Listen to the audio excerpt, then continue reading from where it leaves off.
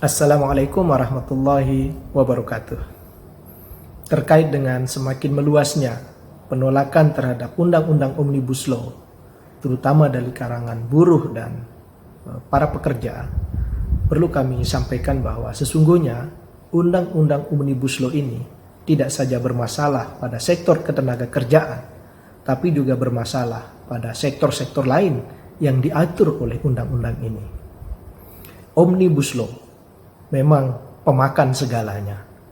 Dulu kita mengenal ada karnivora, pemakan daging, ada herbivora, pemakan tanaman. Nah, sekarang ada Omnibus Law, undang-undang yang memakan seluruh sektor kehidupan masyarakat Indonesia.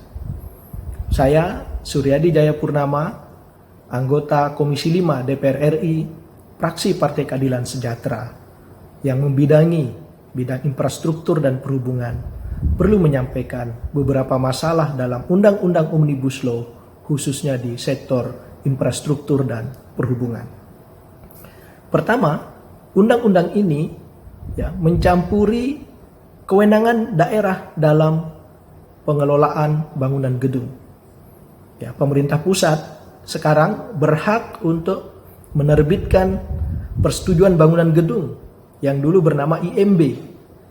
Ada juga sertifikat layak fungsi bangunan. Ada juga pembinaan bangunan yang tadinya semuanya merupakan kewenangan daerah. Bayangkan ada satu bangunan yang tiba-tiba karena undang-undang ini dirubah fungsinya oleh pemerintah pusat.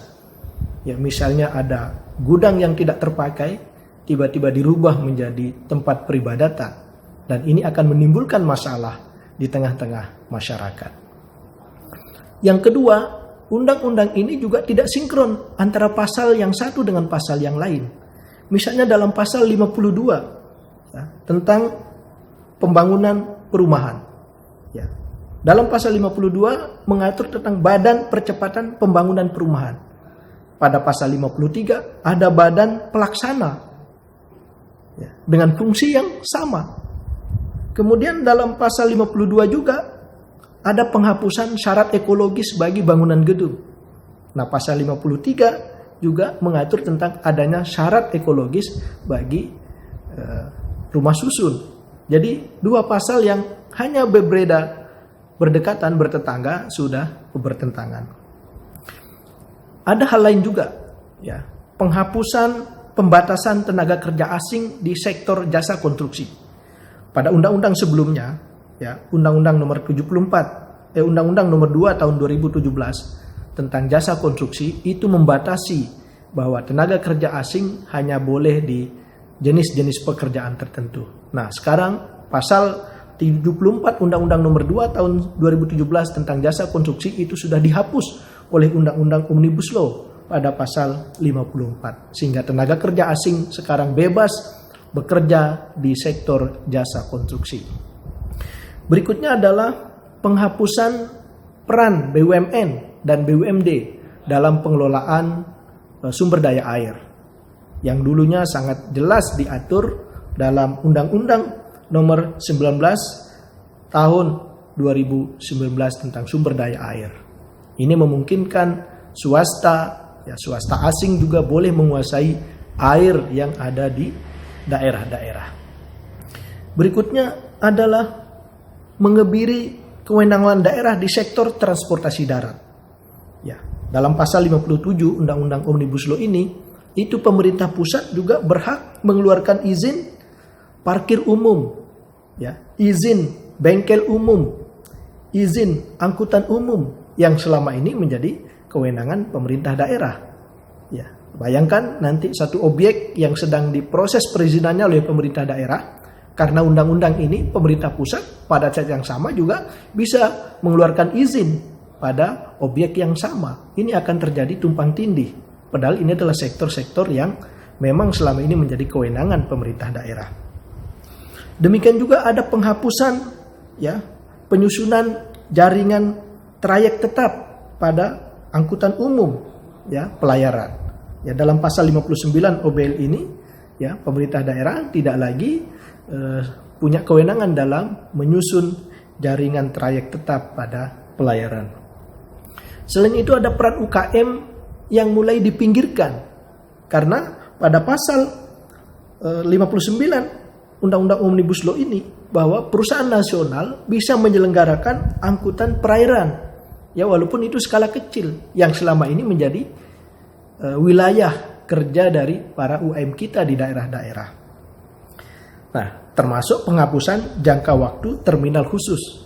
Ya, pada undang-undang sebelumnya, ya pengelolaan terminal khusus di pelabuhan itu ada pembatasan waktu 5 tahun, dievaluasi, bisa diperpanjang atau bisa juga dihentikan. Nah, dalam undang-undang Omnibus Law ini, perusahaan asing ya bisa menyelenggarakan parkir khusus di pelabuhan-pelabuhan strategis kita tanpa ada batasan jangka waktunya. Dan yang krusial juga adalah tidak adanya pembatasan modal asing dalam pengelolaan bandara. Dalam Undang-Undang Nomor 1 Tahun 2009 tentang penerbangan, sebelumnya diatur bahwa modal asing tidak boleh lebih dari 50% dalam pengelolaan bandara. Nah, sekarang Undang-Undang Omnibus Law ini menghilangkan batas minimum, batas maksimum dari modal asing dalam pengelolaan bandara. Bandara adalah tempat-tempat strategis, ya, objek vital pemerintah dan juga aset dari bangsa. Bayangkan kalau bandara internasional ya mayoritas bahkan seluruhnya sahamnya dimiliki oleh asing, maka tentu akan berpengaruh terhadap keamanan negara, kedaulatan negara. Dan yang terakhir adalah dihilangkannya kewajiban lapor setiap bulan bagi penyelenggara pelabuhan udara. Ya, sehingga ya penerbangan umum, penerbangan udara tidak lagi diwajibkan melapor setiap bulan. Ya tentu saja. Ya, ini akan membahayakan kedaulatan negara. Ya, akan berpeluang terjadinya penyelundupan karena pihak angkutan udara tidak lagi wajib melapor setiap bulan ya aktivitas penerbangan yang mereka lakukan. Nah, itulah beberapa masalah yang ada di Omnibus Law, khususnya di sektor infrastruktur dan transportasi. Mudah-mudahan kita bersama-sama juga ikut menolak undang-undang ini karena tidak saja memakan sektor ketenagakerjaan, tapi juga Omnibus Law ini memakan segala sektor sendi-sendi kehidupan masyarakat kita. Demikian, Assalamualaikum warahmatullahi wabarakatuh.